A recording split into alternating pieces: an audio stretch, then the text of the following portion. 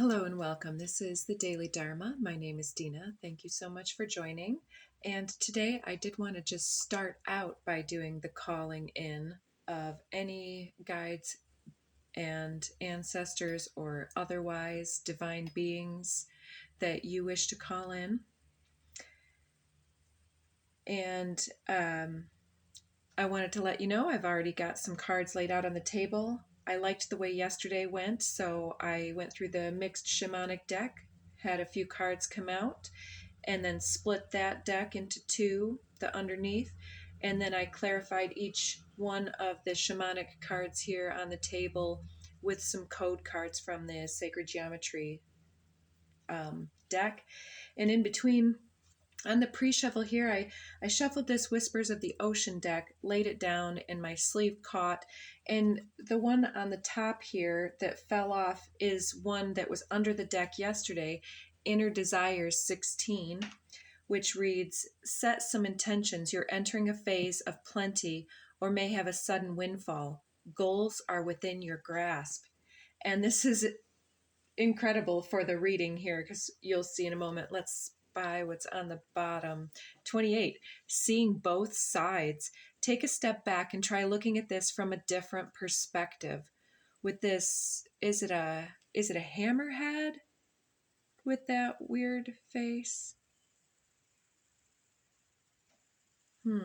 Somebody giving you the side eye? You giving somebody else the side eye? And this is the bottom of the ocean that we're seeing and the light coming from above. So it's kind of like having to do a little bit more with different things on the table. So let's get into it. The first card out is Lost Compass 35, getting back to integrity. So in there, I'm seeing all the cogs of the wheel that we also saw in the Time Master card a few days ago with this shining face. It's like illuminating some type of realization, which kept coming up under the deck as I laid out the code cards. And it's also looking both like a clock as well as a compass and some type of gyroscope. Anyways, it's something about directional, obviously, with Lost Compass, getting back to integrity. Something about being in the right time, state, space, frame of mind, and having had the correct experiences to create this realization, this breakthrough moment. And the way it was coming through was that we were perhaps born into some type of either identity or casting, or like being cast for a role, typecast, stereotyped by the conditioning of our surroundings, our environment, our family of origin, our socialized peer groups, our environment in so many ways.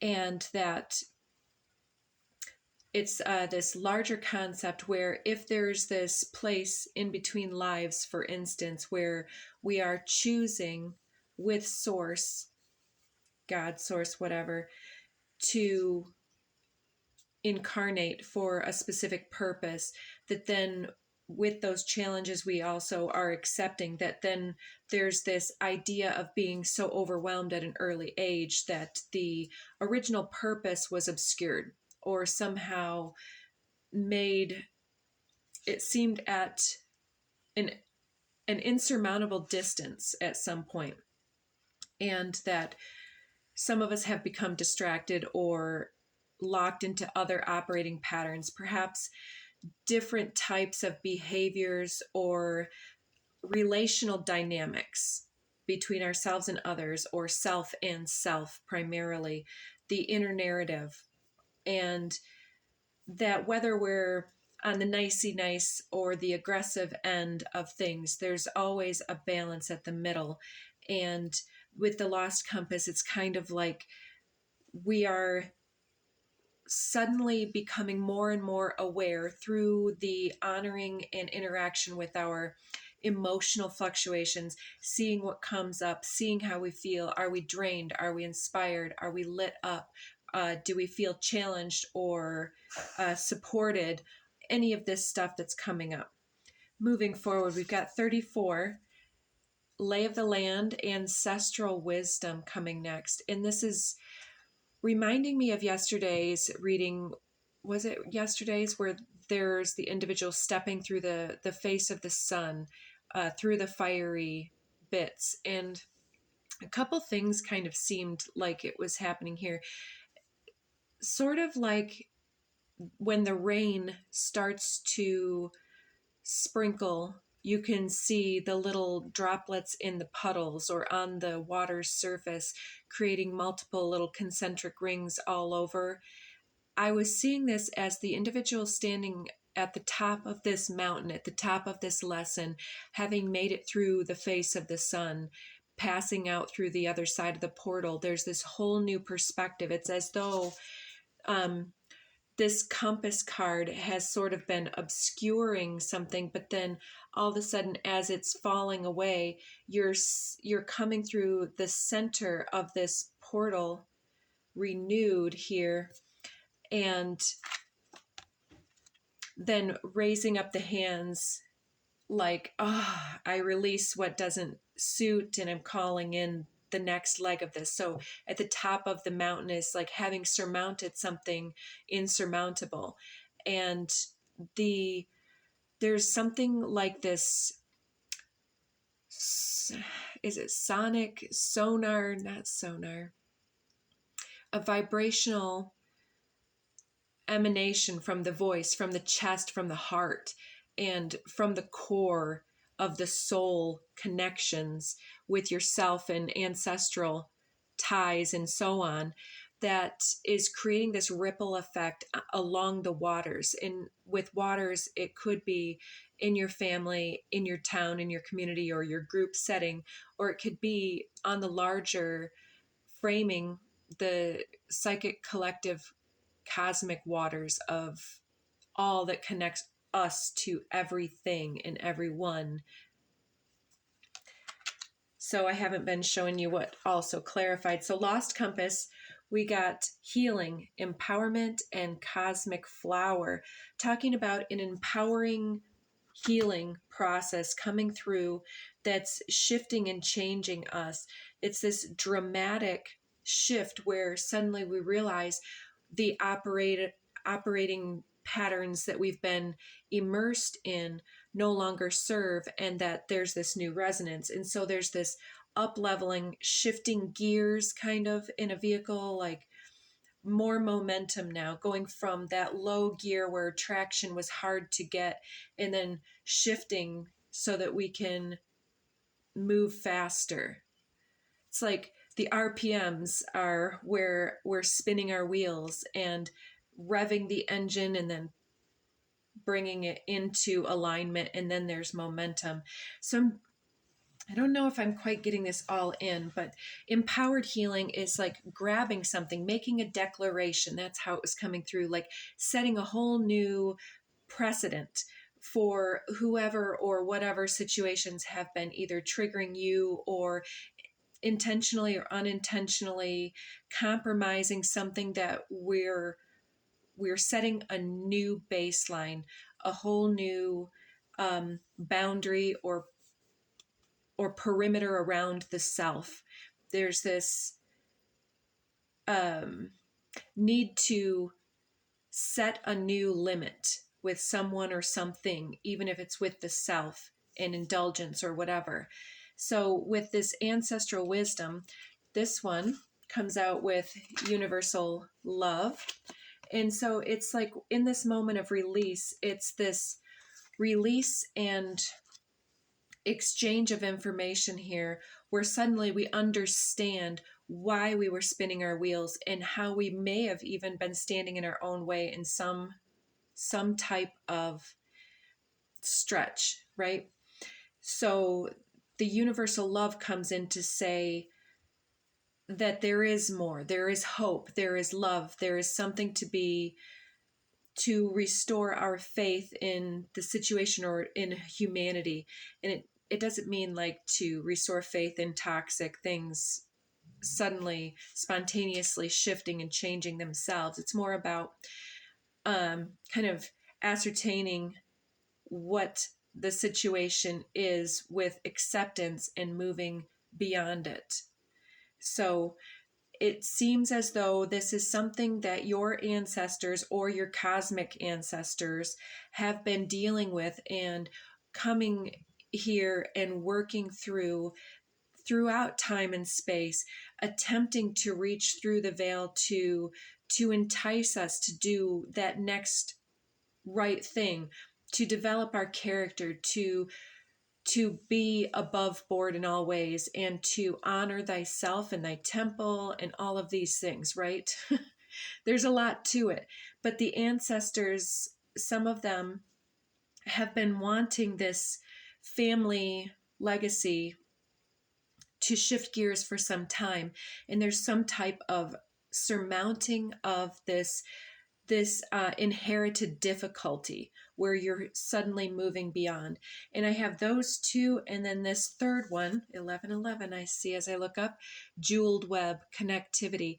I was seeing this as both beyond the veil, within the community, you reaching across time and space with your own illuminated heart chakra here, and re-emerging, connecting to like-minded communities, to those in your world. And many of you will find that through virtual interweb type of things, but it's more so about the strings and the chords that connect us both through time and space and throughout our reactions and interactions and dynamics.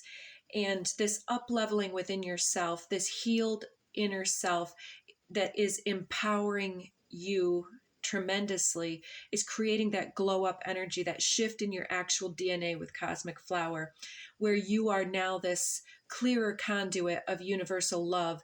And the ancestors are over here like, oh yeah, keep it going. And clarifying this jeweled web is emergence and throat chakra.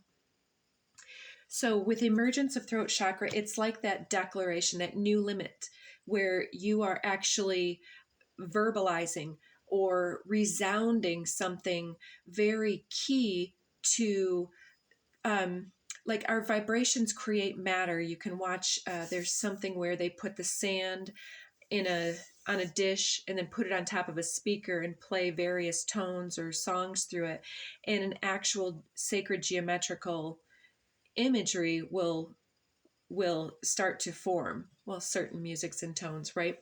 And you can look at how that changes. And it's the same type of a thing when we intone or use our voice in any type of a way to honor something important, to stand in our own full power, which doesn't mean to be powerful over another, controlling over a situation. It means to stand in the sovereignty of self. And this jeweled web is saying that the more that we heal the self, the more that we are attracting and activating those other individuals to hear and come from their own heart space. It's like vulnerable, but no longer so weakened by the vulnerabilities, but empowered by the vulnerabilities. And so this is allowing some new truth to bubble up, some new self-actualizing creative approach to something that has been elusive in the past. So this also is morality, spontaneity, problem solving, discernment, and self-advocation with throat chakra, all around head, neck, ears area here. The way that we listen, integrate, and then speak forth the reality. We are the projectors of that reality. And anyways, this may have us making these declarations, setting these boundaries, going out and having some type of new experience, new inspiration. But connectivity here is important. So also do remember the connection between self and ancestors. And perhaps there is an opportunity where we are being invited to set up an altar of sorts, some type of remembrance, or photographs, looking at a photo album and remembering good things, or even thanking somebody that you had a challenging relationship with for being able to be part of your empowerment process, your healing process. And so some type of also offering, either to Mother Earth, we have Gaia here under the deck on the code cards, or to the ancestors. They, in Native American cultures, they would sometimes lay tobacco, or was it sweet grass? I'm seeing that in my mind's eye, or whatever feels right to you. You know, Mother's Day weekend, maybe bringing flowers to the ancestors' graves, because all of these people were our divine parentage. Yes, okay, moving along. So then that brings me right into this 23, the giveaway, this on the right side, clarified by heart chakra, which I kept seeing on the bottom of the deck for all three of those, and this heart chakra looking multiplicity here, this multiversal heart chakra connection, speaking to us and through us, helping us to shapeshift our reality, because we've been able to connect through the lines, to correct through the lines, forward and backward. So heart chakra and authority, look at all that nice green there with the giveaway. So I was seeing this because it comes through this way with some cards in between that I'll show you in a moment. It's like having made it through here. It's like our hands are freshly open by releasing whatever this burden was. Our hands are wide open, and it's almost like leaning back and giving praise and looking up, and then out of nowhere having this huge blessing of an epiphany. And this is the receiving. So the giveaway was reminding me of receiving. It's almost like this enormous thing in her hands here, is like being gifted with the awareness suddenly of why the other individuals weren't able to get through this portal as you've been able to, through the choices you've made, through the struggles that you've persevered through, and through the integrity you've developed, the character that you are, and that you have played and have refused to play and have goals to play. It's like this shifting dynamic, and utilizing this vehicle, this cosmic and grounded earthly body and vessel as your vehicle, your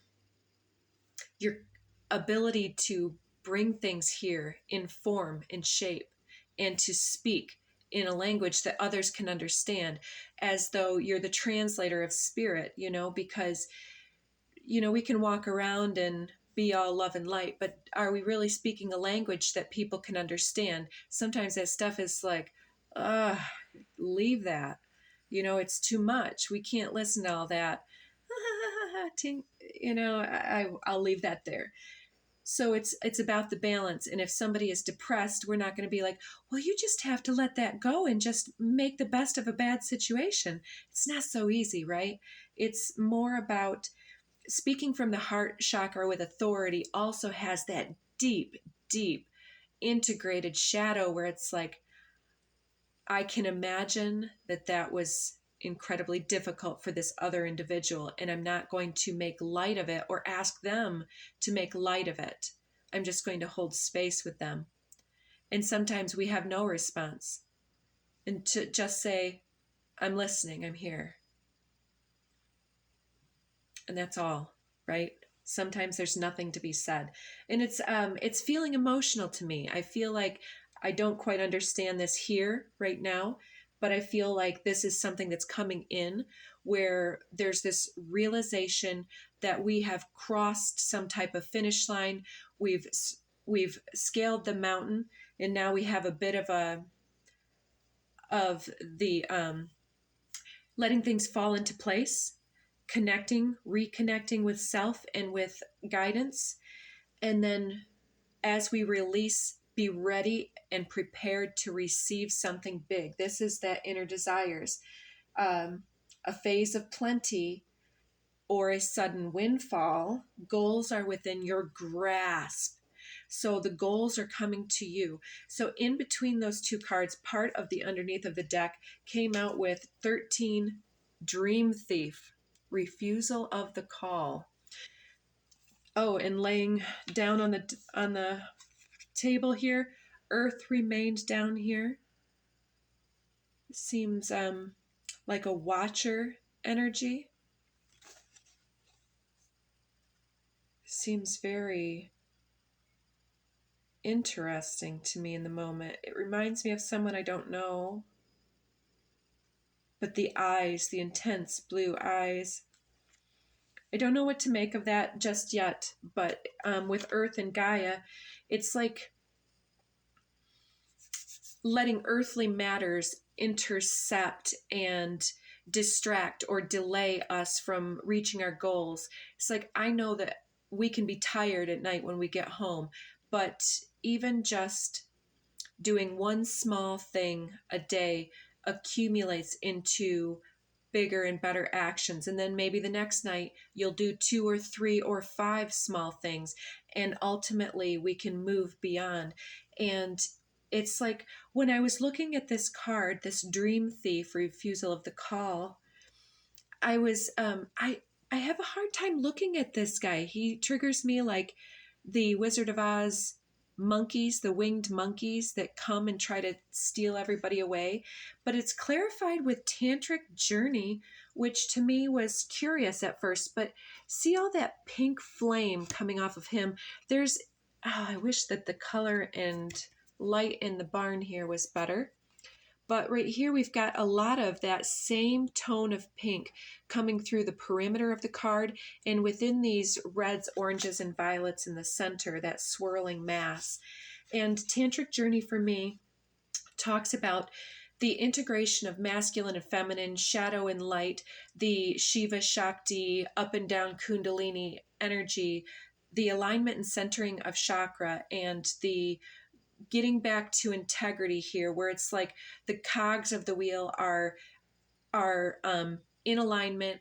And I saw 22 at that point, and this spinning and turning, that centrifugal energy, is that what it's called? Centripetal energy, where there's that moment of torque and connection through the confusion, through the distractions, maintaining your center. And if this is having to do with someone challenging you or a situation that keeps coming up for you to take your power back from in some way, this is where we have that choice point to speak up and to let them know, to bring to the surface how that affects us, such as I do know an individual that speaks quite negatively about passersby, gossips about her friends, and passive aggressively gives me not even a backhanded compliment, but a backhanded backhand. And it's very, very subtle. And because of the situation and the decorum that I felt obligated to, I've tried to subtly address this and it has not changed. So this is reminding me of, in the moment, being able to say something in the right way. When you say those things, it really feels uncomfortable to me. And I don't like being part of that. I don't know, something like that, right?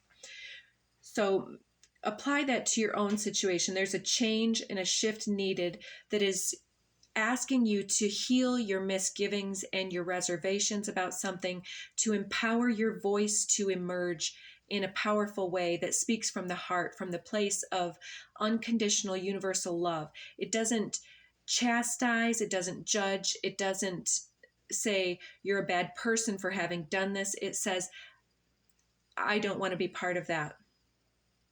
I'm checking out.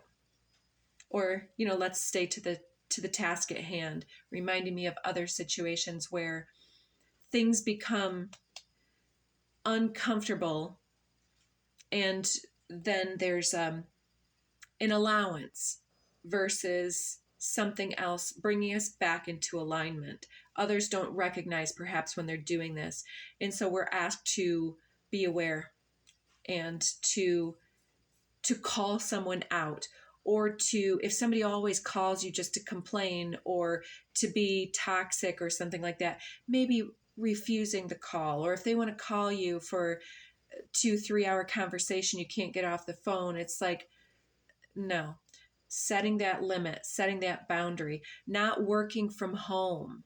If you are, you know, so many hours a day at the office and then your boss wants to call you and talk office, I mean, are you getting paid for that time?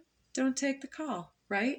And a lot of people will take their work home. A lot of people on salary will sit there and their bosses will tell them, well, that's because you really have to work long hours. Is it?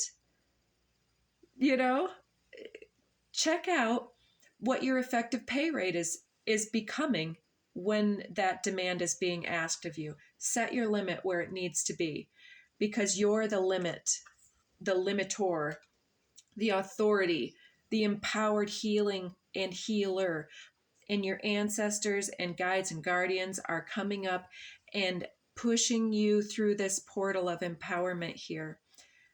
And so this giveaway is like receiving something. When we release the burden of whatever this discomfort is and set the limit, we are protecting ourselves. We are setting the safety and security limitation for our peace and our delight. Delight kept coming out under the deck with these cards here. So next, deep diver, diving into a task. It's clarified with synergy. So this should help us to work more appropriately, more effectively, and more comfortably within a situation. And it seems as though, having been gifted this lesson and the clarity of how to navigate this, that we're not only stepping up to the plate, we're answering the correct call and making the right call. It's like the deep diver is like, yes, that's what the ancestors have been trying to work through this line of our family. And now that I see that, I'm going to look for ways to apply this in multiple areas of life. And diving deeply into this, it's like a few weeks back, we were getting so many messages day after day about now our plans are coming to fruition, things are coming to harvest. And it's this long-standing goal that, or vision, that is like we're being told it's time for that. But then all of a sudden it stopped talking about that and it started talking about all these little nuances.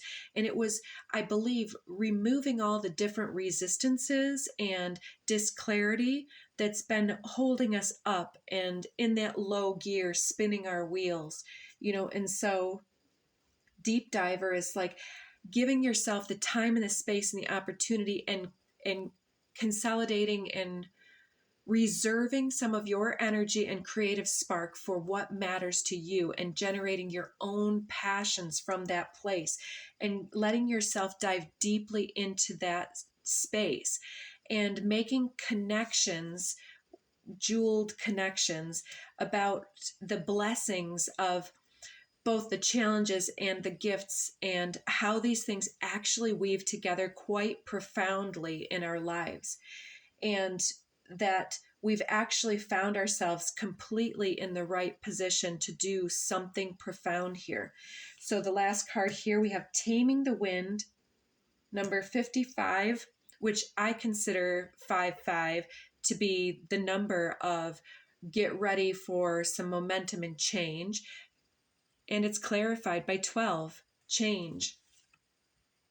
So bullseye here, it's that same type of imagery that we have in the compass card here, with that Wheel of Fortune type movement.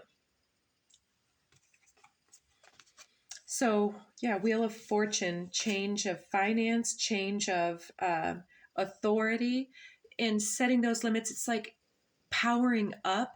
It's like when the boss finally knows that we're no longer, stuck in those old patterns of overachieving or seeking some type of validation, if they're always, back and forth giving you one idea and then contradicting it another, and oh, you're great, oh, you suck, that's like covert narcissism. Something about that was coming through this morning, and there's a real change in this dynamic. So taming the wind here is like, yesterday it was coming through like the wind at the back was the time master, like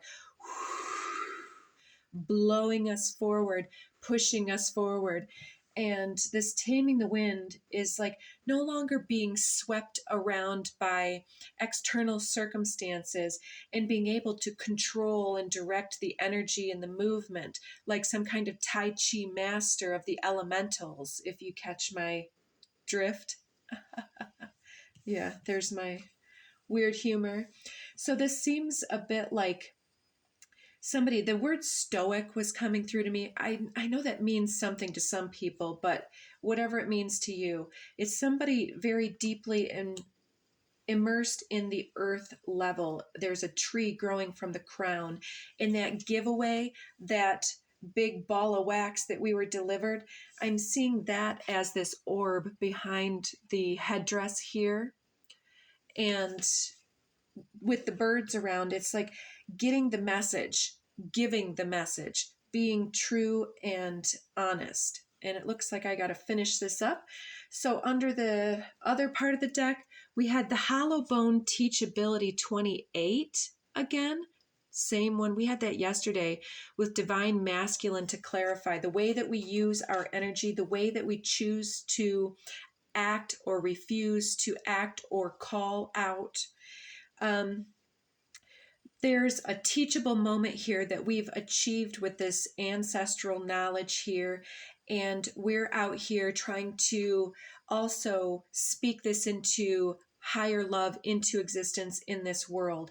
And there's definitely something about howling, something howling through the wind, howling through the house, through the windows. There's a pitch, there's a sonic, energetic, vibrational resonance coming through that speaks through us and to us. And when we stand up for ourselves, you'll feel that shaking adrenaline. And thank you so much for watching, everybody. I'm afraid we're going to get cut off. So I do hope you enjoyed. And if you did, please do consider like, share, subscribing, commenting. Yeah, let me know what you thought about this and how this is applying to your life. And I wish you all the best luck and love. Take care.